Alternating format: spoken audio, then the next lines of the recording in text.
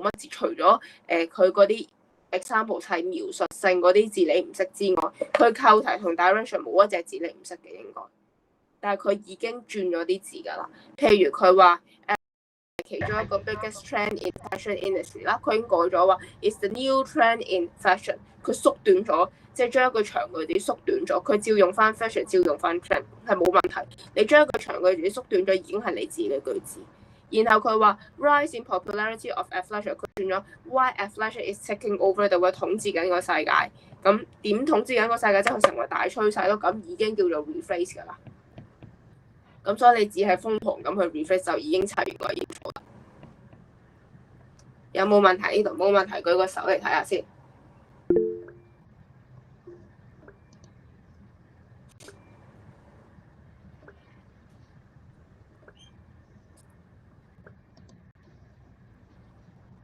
好 ，OK， 冇問題啦。呢個 intro， 咁我哋就再落去下面睇一睇啦。再去到後面呢一篇第二篇啦，呢個咁因為我冇 copy 嗰條，我直接打咗出嚟。嗰條題目喺呢度嘅，佢就話嗱，你而家咧就最近咧你就第一次跑香港嘅馬拉松啦，就42公里嗰個啊。佢就話 write a blog to be posted on the Hong Kong Marathon website to encourage other young people to take part in the next marathon。咁我覺得呢條係出得好夾硬，嗰條友咧出題嗰條友咧應該都好鬼 hea 啊。佢就話：喂，你今次第一次跑馬拉松喎，就叫你寫喺香港馬拉松個 website 度寫個網誌，去 encourage， 去鼓勵後生仔去參加下一個馬拉松，或者我睇到都唔知寫乜啊。咁但係你要睇下佢個 intro， 佢個內容係有嘢要學嘅，咁但係一樣遲啲先至講。我哋睇咗佢個 intro 先，一樣佢係用例子嘅，因為俾多啲佢唔同嘅用難啲嘅方法去入題，咁你睇下可能自己會識做嘅。佢就話啦 ，having badminton parties with friends， 同啲朋友去打波啦 ，biking around Hong Kong Island， 喺香港島環島遊去踩單車啦 ，scuba driving in cyclone 呢個係嗰啲前面有隻艇，後面拉住你，好似人哋嗰啲 wave diving 嗰啲，唔係 wave diving，wave surfing 啊，即係企住塊板，你不斷喺度飲水，不斷跌落去嗰隻啦。喺西貢玩呢啲咁嘅滑板啦 ，from ordinary sports to the more excited ones。咁佢呢度做緊啲咩？叫做佢後面都俾咗個小總結你啦。咁呢個再做得好啲咧，就佢後面多埋呢一句。因為我上次同你講咗，你逢親寫例子，寫乜嘢例子都好，你寫3個或以上嘅例子，你後面就要加個小總結，話俾人聽你呢啲例子有啲乜嘢共通點。佢就係話由普通嘅運動 ordinary 係普通啦，係人都做到嘅 sports 啦，去到更加刺激嘅。例如 badminton 係好普通，冇乜刺激性，好玩啦。然後環島遊嘅 biking 有少少刺激，但係都尚可接受嘅。去到後面 wake surfing 呢啲咁嘅嘢，唔識游水嘅人就一定會玩得到啦。仲要你識游水，你都要接受得到自己係咁跌落水飲水嗰一下啦。咁所以已經係 more excited 啦。咁所以佢就已經總括咗話俾你聽，我呢3個例子有啲乜嘢特質，有啲乜嘢層次啊，就係由最普通嘅去到唔係個個人都玩得到嘅運動啦。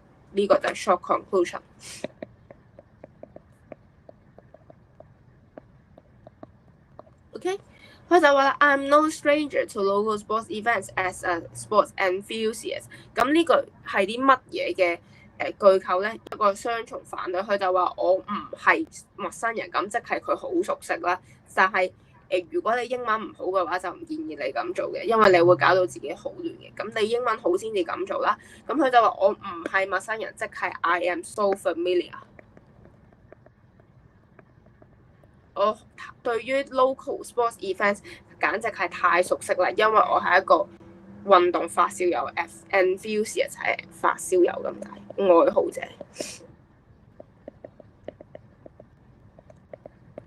咁佢嗰啲咩 enthusiasm 要識串啦 ，enthusiast 係 person 係 people 嚟嘅。咁但係如果佢係 noun， 佢都係 noun 嚟嘅呢個。但係如果佢另一個 noun，enthusiasm 呢個係解熱情或者發燒啦。咁呢個發燒唔係講你 fever 嗰隻發燒啦嚇，呢個就係死物嗰隻熱情。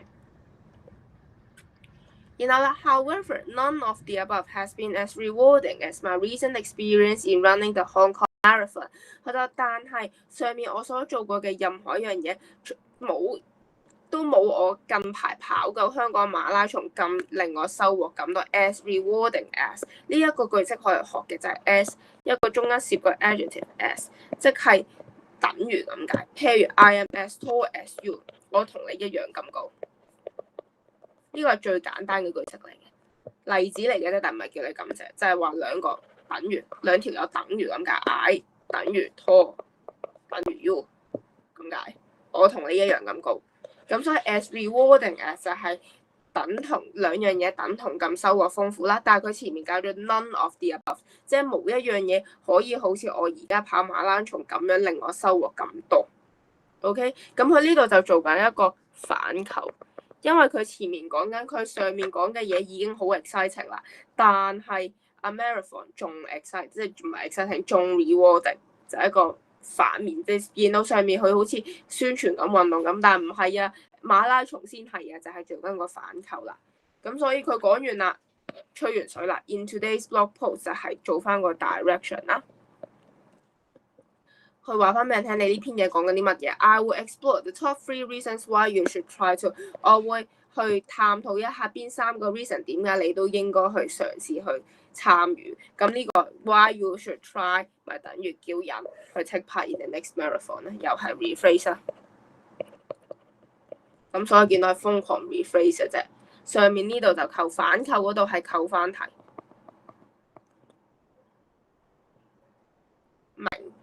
明嘅舉個手嚟睇下，全部 intro 都一模一樣樣嘅啫。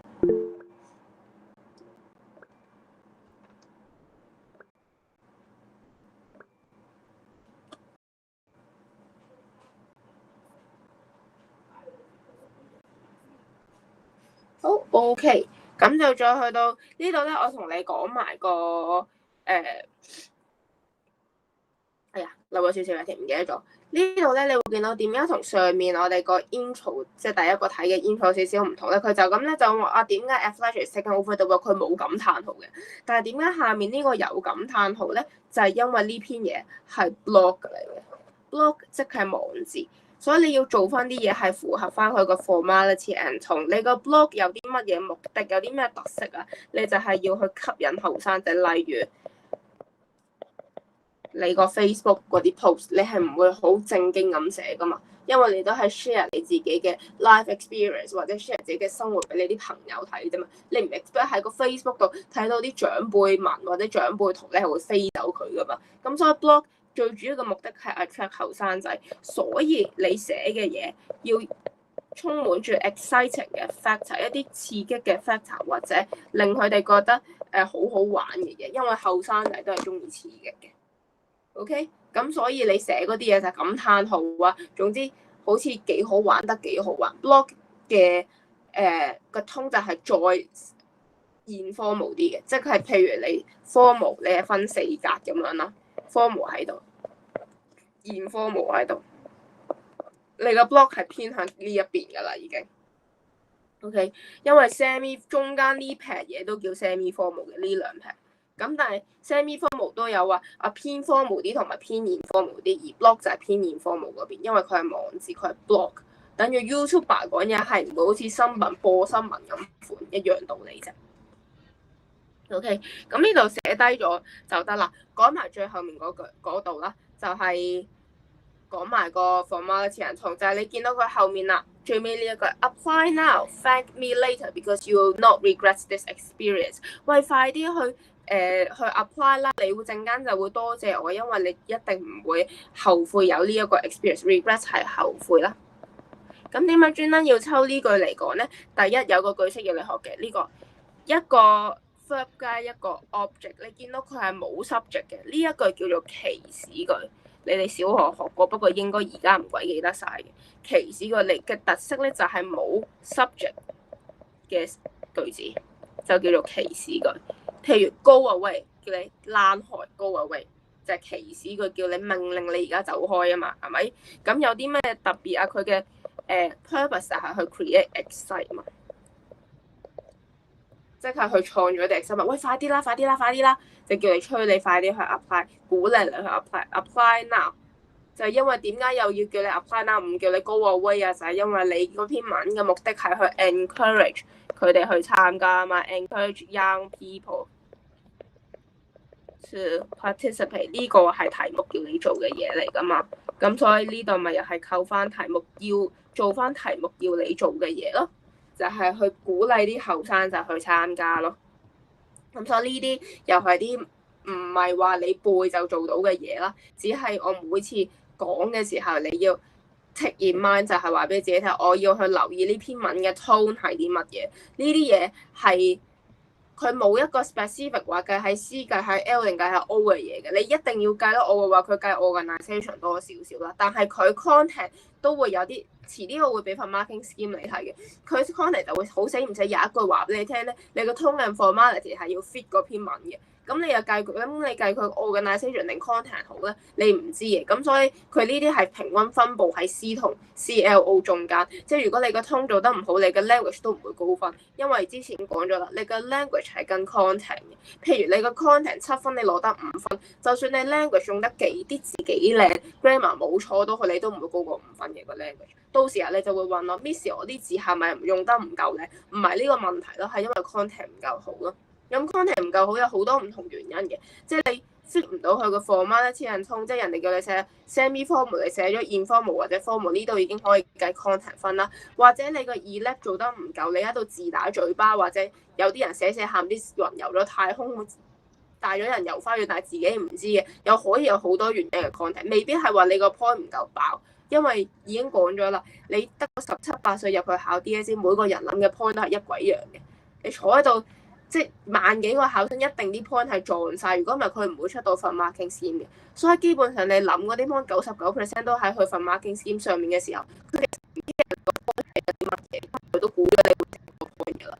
佢 care 係你點去議咧，點樣去游說個考官去說服佢信你個 point， 因為我唔係 default 要信你個 point 嘅，你要就係我坐喺對面，我就係嗰啲勁硬嘅嗰啲阿伯同佢講，我唔聽，你嘅任務就係說服到我聽你講嘢，咁所以你就係要睇你點樣議咧，你個 point 係點樣我唔理嘅，其實係中間你個議咧啫，咁所以點解今日要教你呢啲喊就係咁解啦。但係呢啲 format 咧，黐人通咧唔教唔到你一堂嘅，因為冇乜嘢好教，但係至少你而家知道 intro 同埋嗰啲 tone 嗰啲嘢點樣拿捏就得啦。呢度唔明嘅話，我哋就去份新嘅 notes， 明唔明先？呢度明，你舉個手嚟睇下先。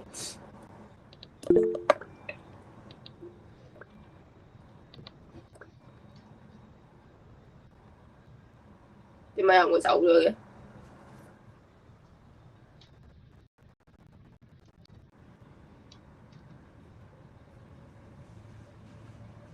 係咪有人唔明嘅？阿君，你明唔明啊？我見你冇舉手。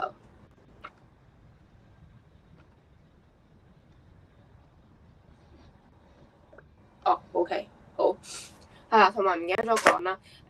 應該聽到咧，我應該係好重鼻音嘅，就係因為我啱啱先至病完啦。咁所以如果佢覺得我講得唔清楚嘅時候，就你同我講啦。但係我已經好盡量地唔好係好 dismiss 咁樣同你哋講嘢㗎啦。咁但係鼻音重呢樣嘢，我搞唔到佢。咁所以我哋去埋下一份屋試先。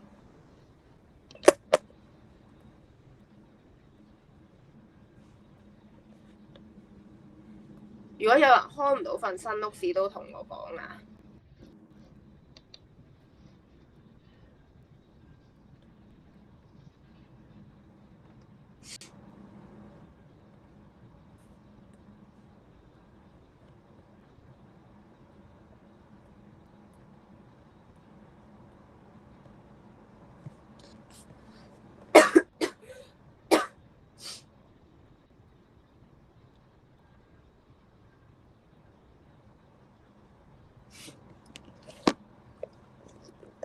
好，應該全世界人都望到㗎啦。咁我哋今日就由頭開始講起啦。咁呢個 expository 咧，我哋係有兩 part 嘅。呢一 part 係第一 part 嚟㗎啦，係啦。咁就係 course analysis framework，就係教你哋最基本點樣去諗 point 嘅。咁但係呢啲 point 咧，你哋可能之前都有做過嘅，係啦。即係你哋都點都會有啲方法係用過，但係唔係一個系統式嘅方法啫。係啦，咁陣間頭先嗰個 intro 咧，會陣間留翻俾你哋一次過做嘅。我哋講咗先，因為我驚講唔晒。咁但係而家就教你哋一個系統啲嘅方法去諗 point。下一次諗 point 咧，你基本上跟住呢個幾個方法咧，唔會話諗唔到嘅，因為 expository 同你講咗，我哋係計即係你個 point。係點樣佢唔理你嘅，但係就算佢唔理你都好，你要高分你都要做到個層次俾佢哋，因為佢 example 佢都要你睇到層次嘅時候，你個 point 冇可能冇層次嘅。咁所以講多次 expository 係做緊啲咩啫 ？expository 即係叫你寫佢個 causes 或者 impacts， 二揀一或者二合其一都得嘅。OK， 咁 advance 有啲咩唔同咧？就係除咗教你框架之外咧，就係教你點樣去諗 point 啦。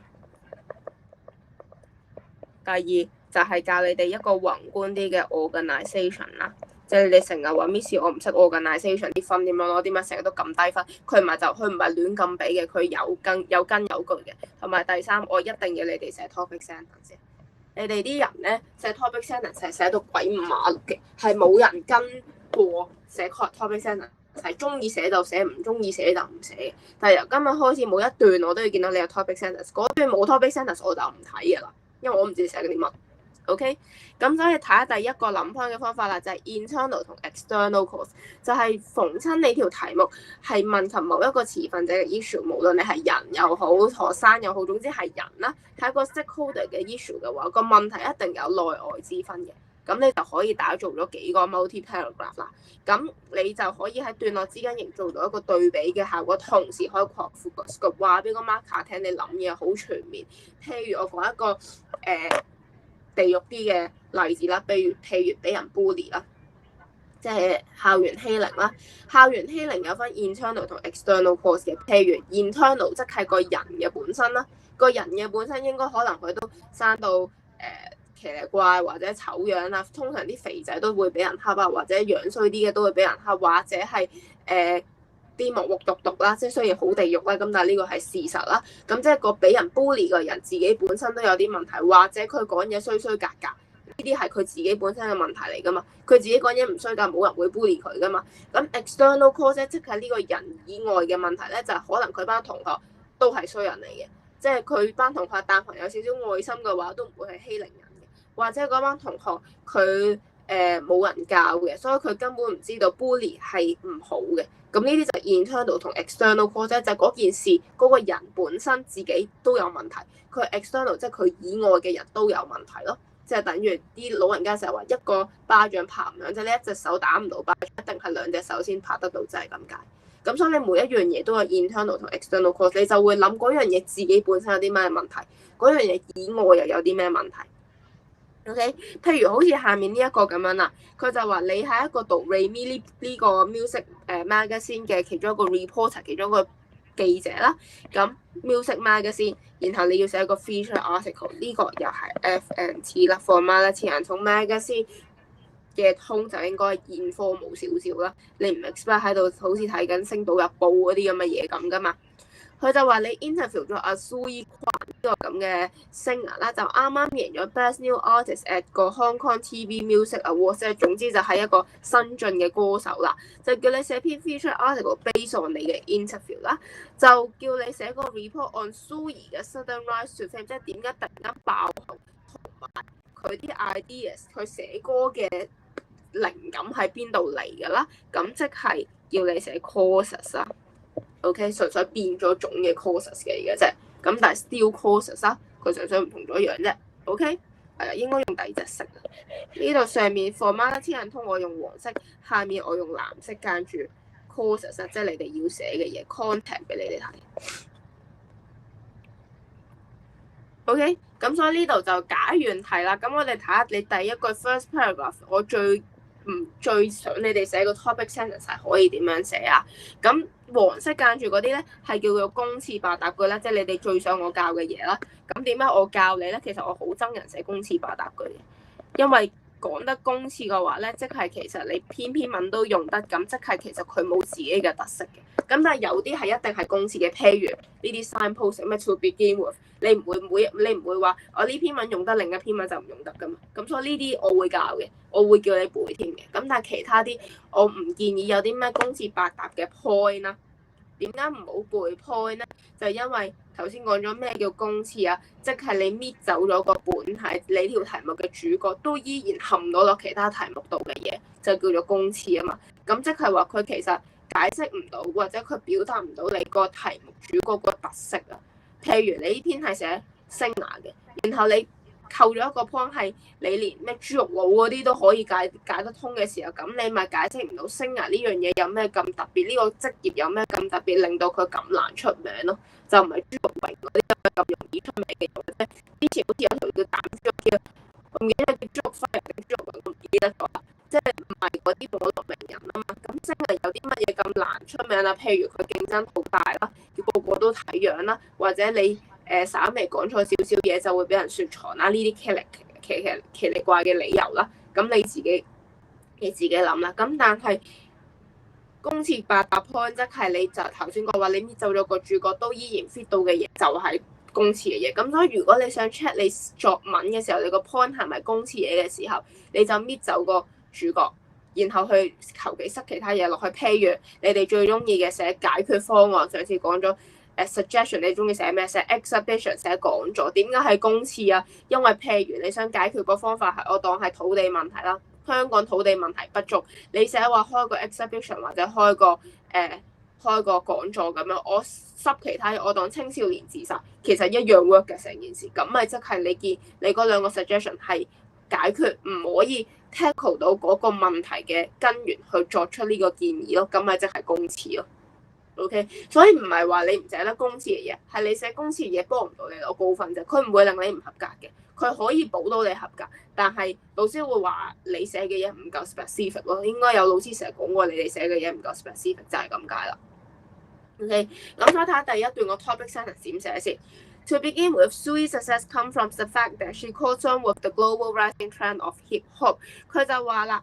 佢 come from 呢個係一個好成日用嘅句子，當我哋係成日講到一啲 factors 啊，或者係因為乜乜乜所以乜乜乜嘅文章嘅時候會用到嘅。comes from 係歸因咁解，即係話佢嘅成功係歸因於佢踏上咗佢咁啱踏上咗呢個 global rising trend of hip hop， 即係全球啱啱開始興 hip hop 嘅時候，而佢玩 hip hop， 佢就倒啱咗，佢踏上咗正確嘅列車咁解啦。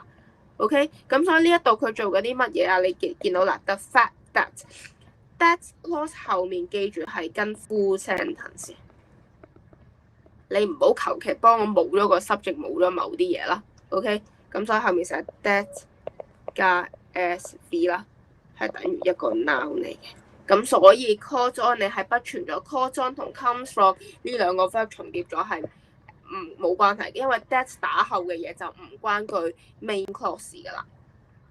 遲啲會再教你哋揾一堂去教你哋點樣去拆翻呢啲句子嘅，因為你哋其實而家可能唔係好明我講緊啲乜嘢，因為啲 grammar 問題啦。咁但我又唔係好想而家喺度教 grammar 啦，咁所以之後會揾一堂先至教翻你哋啲最 basic 嘅 grammar，因為 reading 要拆句子都要用呢啲方法去拆噶啦。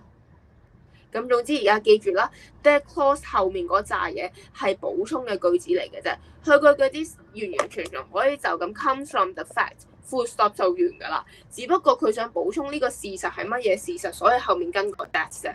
咁所以 that 加 SV 後面跟個 noun 就成句等於 noun 啦，就佢踏上咗成功嘅列車啦。咁 caught on 就係踏上啦，然後 global rising trend of hip hop 就係你個 main。即係你個 point 就係 external reason， 唔關佢事噶嘛，環球嘅因素係唔關佢事噶嘛，咁所以呢個就係 external 嘅 reason 啦。然後到第二段啦 ，despite her smart efforts on choosing the right genre of music， 呢個字讀 genre 唔係讀 genre 啊，因為佢本身唔係英文嚟嘅，法文嚟嘅，咁所以佢個 G 係讀 genre 即係題材啦。個題字。音樂雖然就係儘管佢好聰明咁揀咗一種啱佢嘅音樂題材啦 ，despite 係儘管啦，應該好耐之前已經學過啦。OK， 咁呢個點解我哋見到佢無啦啦要加句咁嘅嘢咧？就係我哋成日講嘅承上啟下啦，啟下喺下面呢度。就係你除咗第一個 body paragraph 你冇上啦，因為你上係 intro 嚟噶嘛。但係你第二個 body paragraph 你上面已經講咗一個 point 啦，咁呢個承上就要係 despite 儘管加你第一個 content point 就係承上啦。呢個就係老師成日話你冇 linkage 呢啲字，應該老師成日都同寫喺你啲作文度，但係你從來都唔知點解嘅。就係你啲 point，如果你唔承上啟下嘅話，你就好似搭咗3個散收收嘅 point 出嚟咁樣，就唔係一篇文咯。你以為自己係一篇文，但其實佢並不是咯。咁所以你只要喺每一段，即係除咗第一個 body paragraph 唔使，喺第2、3個 body paragraph 你做翻佢承上啟下個 linkage 就已經攞翻你個 organisation 已經可以多翻1、2分，係咁簡單嘅啫成件事。咁所以記住承上講翻你上面個 point 啦，佢上面講乜嘢啊？就話佢踏上咗正確嘅列車嘛，咁所以佢就想 rephrase 翻少少啫。Her smart effort in choosing the right genre of music 等於你上面 the fact that 呢一句佢 rephrase 咗啫。咁所以呢度又可以攞啲 language 分啦，話俾 marker 聽你啲rephrase 能力唔差啦。佢冇一隻字你唔識嘅，除咗 genre 呢隻字你可能唔識啫。咁你唔寫 genre 你咪寫 type 咯。你可以寫 type of music 噶嘛，咁但係你都已經 rephrase 咗噶啦，冇一隻字你係唔識噶，咁所以從來都唔係話寫唔寫難字嘅問題。The rise to fame also owes to her unique personality manifest in her songs。佢就話佢名氣嘅上升咧，都 owes to 又係一個你可以學嘅句式咧，又係歸因咁解。咁但係呢度就調翻轉啦，佢嘅成功係佢嘅果嚟嘅 ，OK， 佢嘅果係歸因於佢個因喺後面，咁所以係調翻轉嘅英文。中文咧就係因為乜乜所以乜乜，英文就調翻轉嘅係所以乜乜因為乜乜，咁就係所以就佢個 rise to fame 啦，即係佢個名氣上升呢個咁嘅果係歸因於因為佢獨特嘅個人嘅風格啦 ，unique 係獨特啦 ，personality 係個人性格啦。咁呢個就係 point 嚟噶啦。呢個就係佢自己 internal 嘅 reason。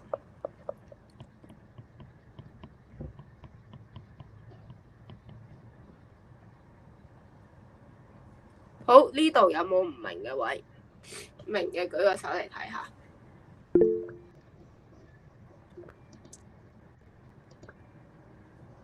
好 OK， 好啦，咁然後下面咧有條例題嘅，啱啱我哋教咗 internal external 啦，咁就下面啲咪例題啦，呢度有條 past paper 啦，又用翻我啱啱教你嘅方法，試下諗啲 point 出嚟，幫我拆埋條題目，係啦，話翻俾我聽呢個係乜嘢嘅題型。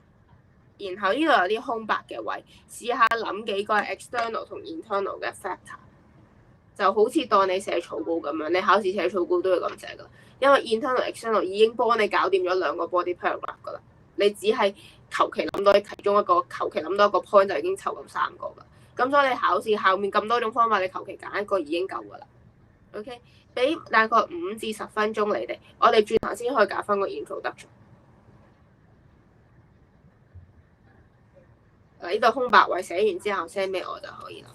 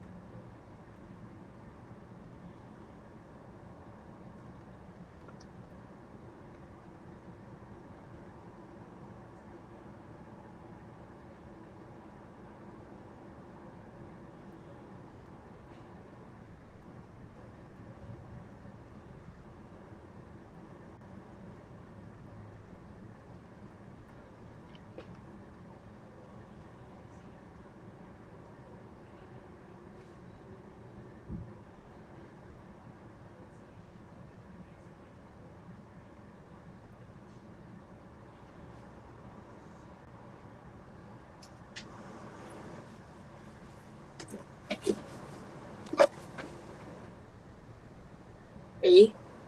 邊個嚟㗎呢個？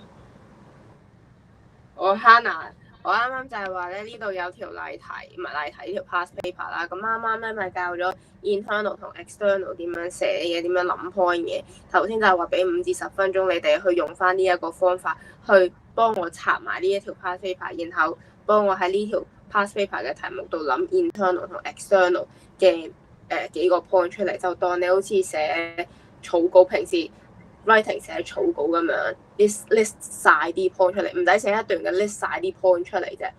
因為 internal 同 external 你見到咁樣，佢已經可以包咗你三分之二係咯，即係3段 paragraph 入面其中2個 body paragraph 啦嘛。最尾一個你求其用你自己嘅方法咩都好，求其諗到一個第3個 point 出嚟就已經得啦嘛。所以就想你哋練一練啫。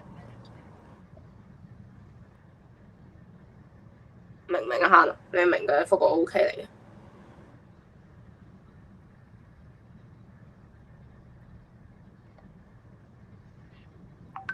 OK，寫完嘅可以 send 俾我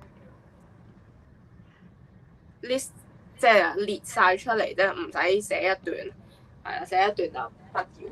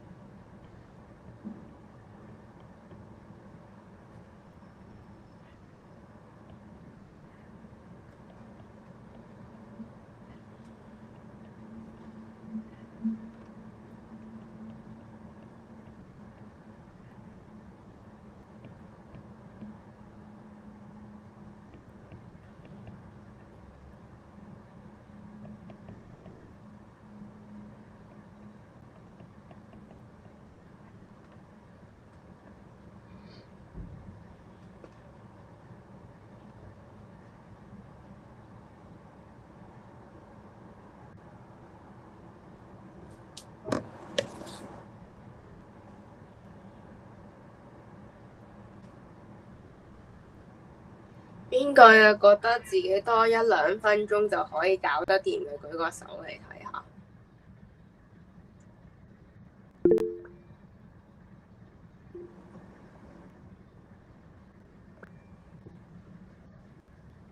哦，得兩個啫，即係其他人都覺得自己需要 N 咁多時間嘅。咁唔緊要，我照講咗先，係啦。咁但係我知道好難啦。咁但係你翻去咧，即係轉頭落堂嘅時候咧，每個人都要 send 俾我噶啦，send 翻你諗嗰啲 point 俾我。係啦，你可以俾個 marking 話你而家諗到邊嘅。咁我至少知道喺我講之前你諗緊啲乜嘢，我講完之後你又諗緊啲咩咁解啫。但係你可以整個 marking 喺度嘅。咁但係我照講咗先，因為如果唔係咧就講唔晒啦。好，咁我哋拆咗條題目先啦。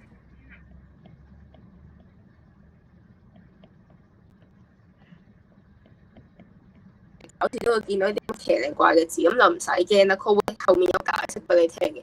乜嘢叫做 needs 啊？就係啲 young people who are not in education, employment and training，即係又唔讀書又唔做嘢嗰啲廢青啦，所謂嘅，即係又唔讀書又唔做嘢，或者唔 not in training，即係有啲係職安，唔係叫職安嗰啲叫咩？CTC 嗰啲職業培訓嘅，有啲人嗰啲都唔叫翻工，唔叫讀書噶嘛，嗰啲叫做 training 啦。咁總之三者都唔係，就係 NEET 啦，就係 not in education, employment and training 啦。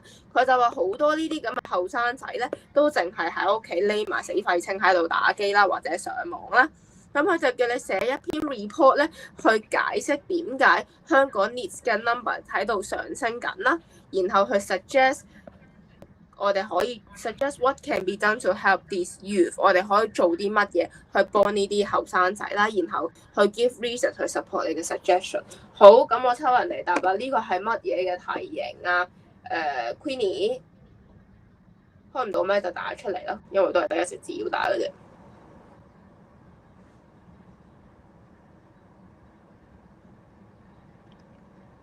Queenie 去咗邊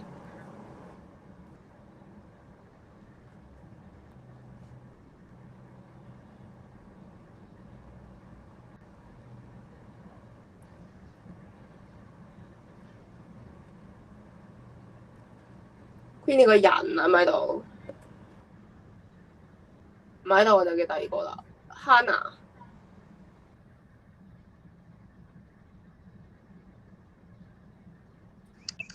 Suggestion 係啦 ，suggestion 啊，點解啊？解埋俾我聽。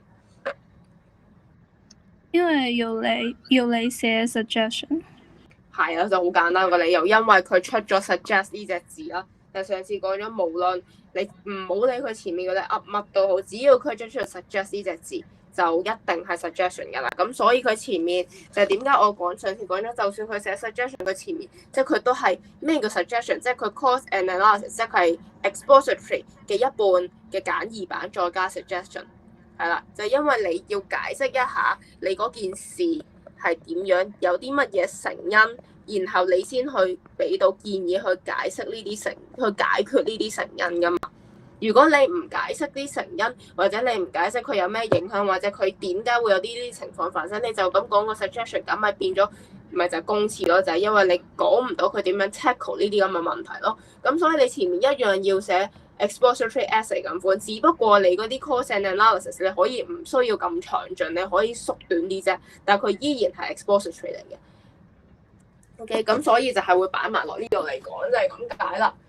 咁所以前面你諗開嘅位咧，一樣你可以用 internal 同 external 去諗。咁 internal 有external 先，external 容易啲諗嘅，即係個廢青以外嘅成因啦。廢青以外係啲乜嘢？例如佢父母管唔管教佢啦 ，parenting 啦，啲父母唔管佢，咁佢咪會變咗廢青咯。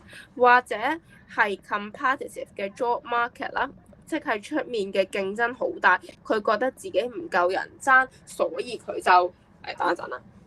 所以佢就寧願匿喺屋企做廢青啦，因為佢覺得自己已經唔夠人爭，爭都費鬼事爭啦。因為出面個job market 個市場好叫做咩？好競爭太強大嘅呢個 competitive 即係競爭大。OK。咁然後啦，第三個啦，或者你可以賴個 education system 啦，即係 DSE 個 education system 咧，我哋即係唔可以話老你哋一輩啦，即係我哋早你哋幾屆咧，一路都話 DSE 係一個好戇居嘅 education system 嚟嘅，佢只係考一啲高分低能嘅人出嚟嘅啫，即係尤其是你入咗大學，你係會發覺有好多呢啲咁嘅人嘅。咁就係因為 DSE 呢個咁嘅制度。以前點解會叫好少少咧？因為佢真係篩得太多針啦。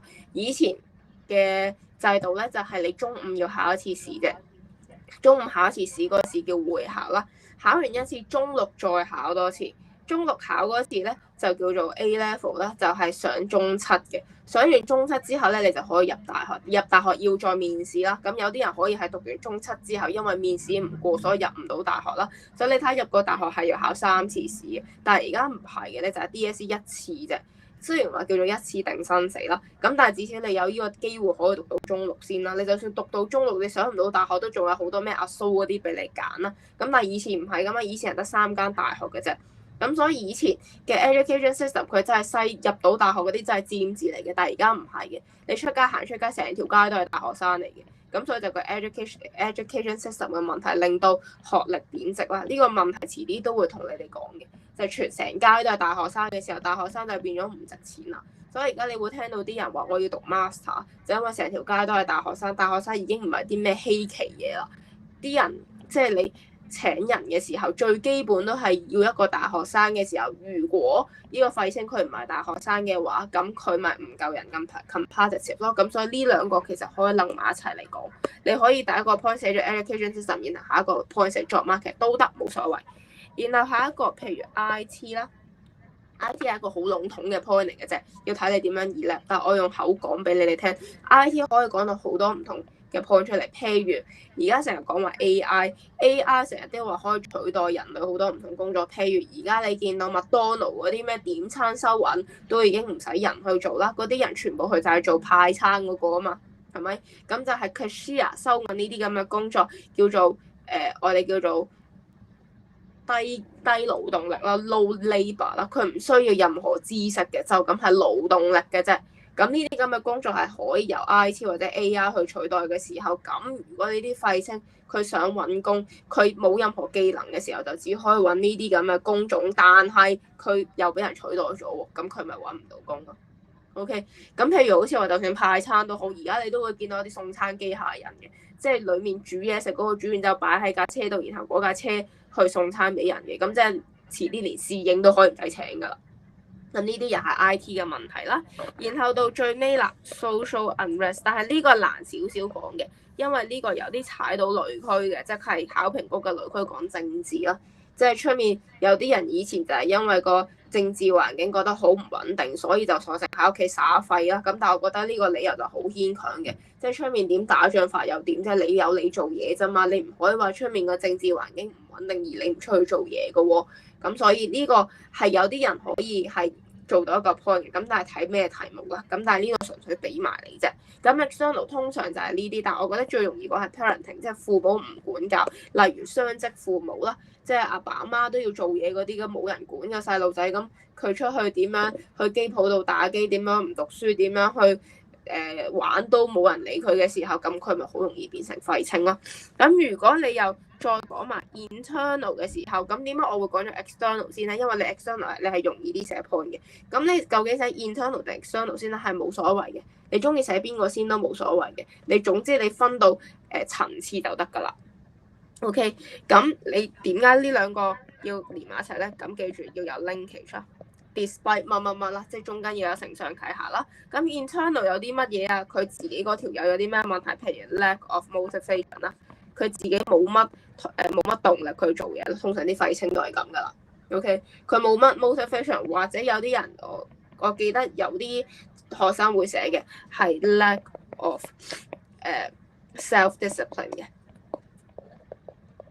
呢個叫自律啦。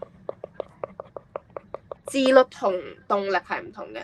自律即係講你可唔可以適可而止，譬如你打機打1個鐘，你係咪真係打1個鐘就收手？ Motivation 係你有冇動力去讀書，兩樣係唔同嘅嘢嚟嘅。咁 self discipline 即係專登寫出嚟，就係我知你哋應該好多人想寫，但係唔知隻字點寫嘅，就係 self discipline 自律。因為 discipline 本身係計紀律咁解，咁 self 就係自己的紀律，咪即係自律咯，簡單啲嚟講。咁多數係呢兩個，咁 internal 少啲 point 嘅，咁但係唔緊要啊，你寫多1-2個出嚟，你都係揀一個嚟寫嘅啫。呢度 OK 有冇問題？冇問題，舉個手嚟睇下。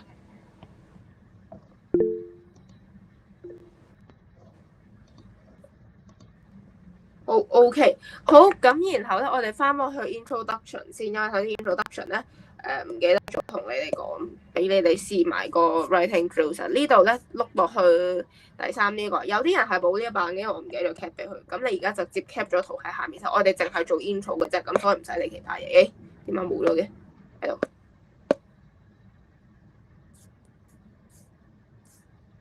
係啦，第三呢一個係啦，順便幫我拆埋個題，然後用2-3分鐘去幫我撩個 intro 出嚟。頭先你見到 intro 點樣寫㗎啦，應該識寫㗎啦。最簡單就係去構完個題，然後寫翻個 direction 出嚟。順便幫我拆埋題，又係俾 around 5分鐘你哋去做。因為驚你哋冇試過寫咧，就唔知 intro 點樣寫。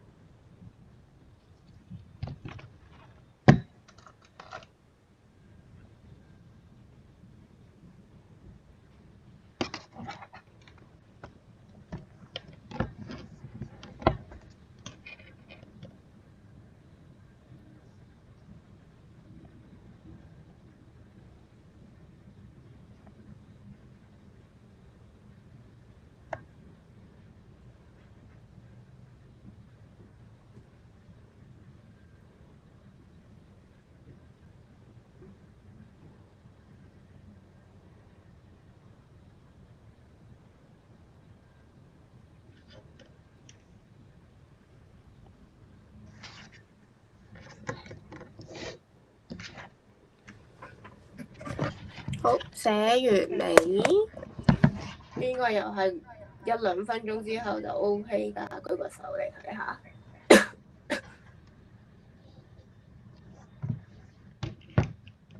好，係冇人嘅。咁我比較去到12分俾你哋，而家答2，去到12分應該差唔多啦。intro 得2句啫嘛，咪就係扣題加 direction 咯，最基本。而家唔使咁 strict，即係咁嚴厲咁去要求自己要諗晒嗰3個例子，然後排埋嗰啲真係好 advanced，即係你連 basic 嗰啲都已經做得好純熟，喺1分鐘之內搞掂嗰啲，我先至會叫你去諗啲 advanced。如果唔係，最普通 basic 已經夠㗎啦。上次已經講咗話，個 intro 係唔會幫你加任何分，佢只係幫你加印象分，而印象分呢樣嘢係不存在於你個 marking 度嘅。咁所以你亦都唔可以話你個 intro 可唔可以幫你加到分，你唔會知嘅，純粹係心理上俾你自己覺得你個 intro 開得好咁解嘅啫。咁所以個 intro 唔使嘥太多時間喺上面。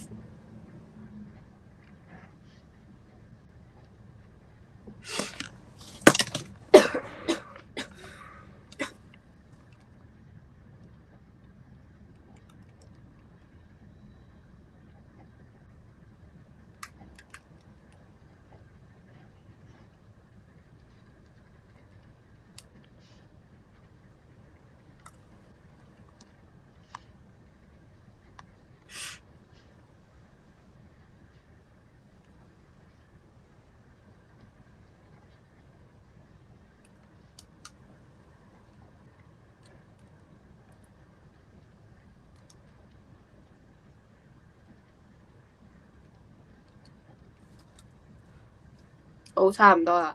OK， 又係一樣啦，陣間 send 埋呢個俾我啦，我每個人都要改嘅。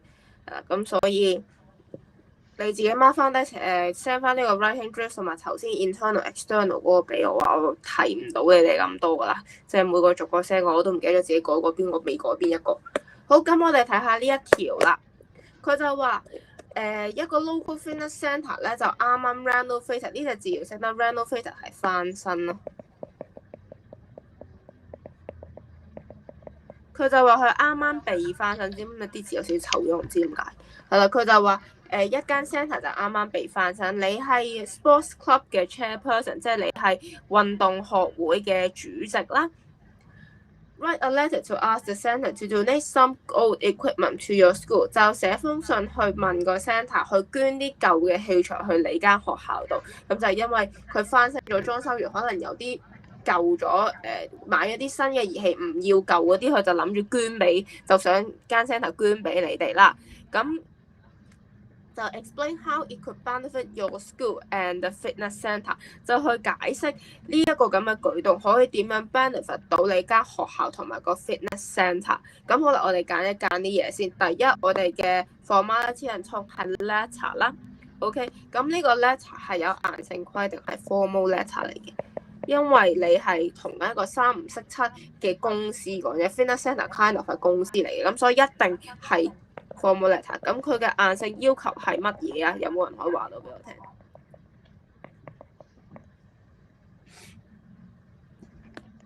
好，咁應該冇人答到我噶啦。佢嘅硬性要求係你嘅第一句一定要寫 purpose 嘅，一定要表明來意。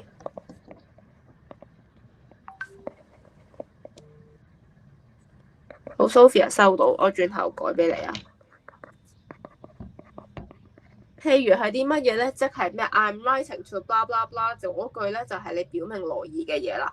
咁所以你嗰句一定要寫嘅，你唔係可有可無，而佢一定要你寫嘅嘢唔可以就咁求其寫，你一定要表明到你寫呢封信嘅來意係啲乜嘢。譬如你叫間 sender 去賭呢啲嘢俾你啦，咁但係你而家係乞衣嚟噶嘛，你喺呢篇文係做緊一個有禮貌的乞衣，去求人哋俾啲 equipment 你嘅時候，你個 ask 就唔寫得噶啦，因為 ask 係叫佢俾嘢你，佢唔係老馮要俾你嗰啲嘢。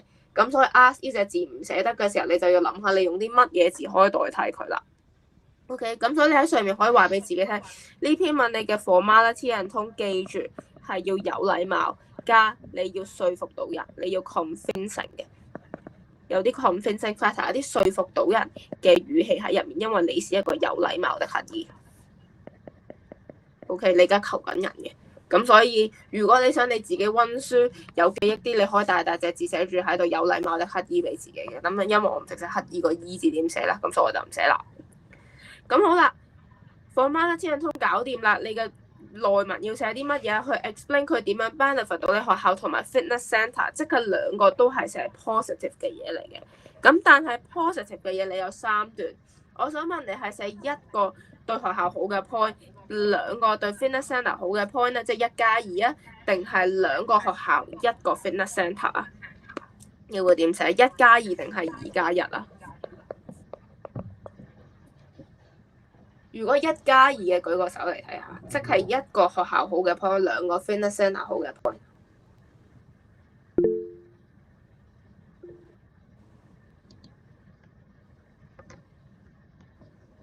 咁如果係倒翻轉咧，2個學校好嘅 point， 1個 fitness centre 咧，有冇人？好，咁既然全部人都係揀前面嗰個嘅時候，我就抽人噶咯喎。Sophia， 點解你會覺得係要一個學校好嘅 point， 2個 fitness centre 好嘅 point 啊？即係點解係1+2唔係2+1啊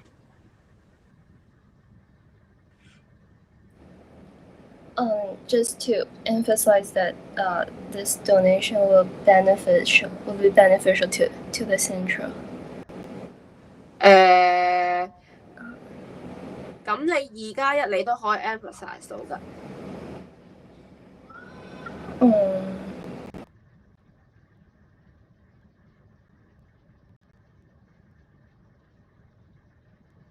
好，唔緊要，可以閂咪先。呢個你哋一定要搞得清楚啊！就頭先點解我咁刻意咁去強調你哋係一個有禮貌嘅乞衣咧？就係要你哋去諗究竟邊個係莊，邊個係閒。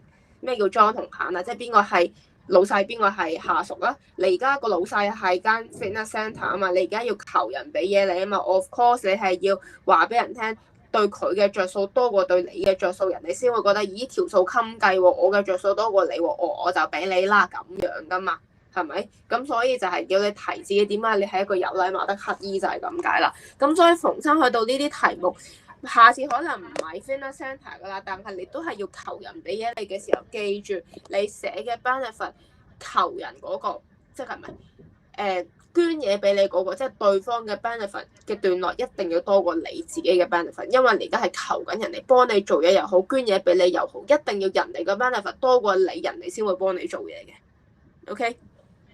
咁所以啦，第一段你 intro 咁你要寫開頭噶嘛，一定係 Dear Sir or Madam 啦。如果你係 formal letter 嘅時候冇其他噶啦，或者有啲人會寫 To whom it may concern 嘅，幾時會寫呢一句咧？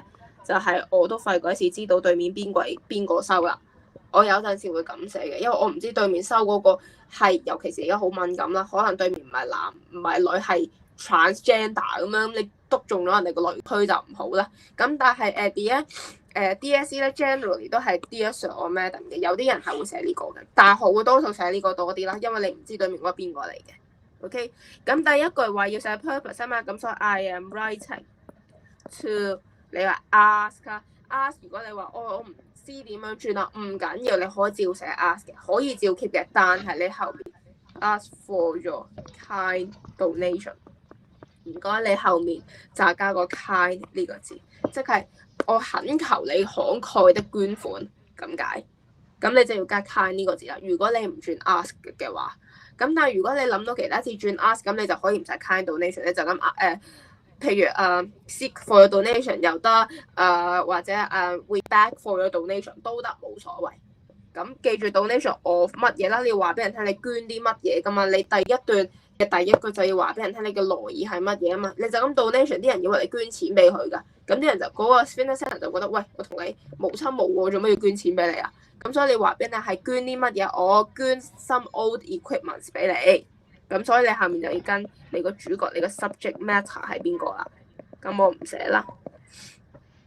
OK， 咁然後後面啦，我就會寫啊 recently。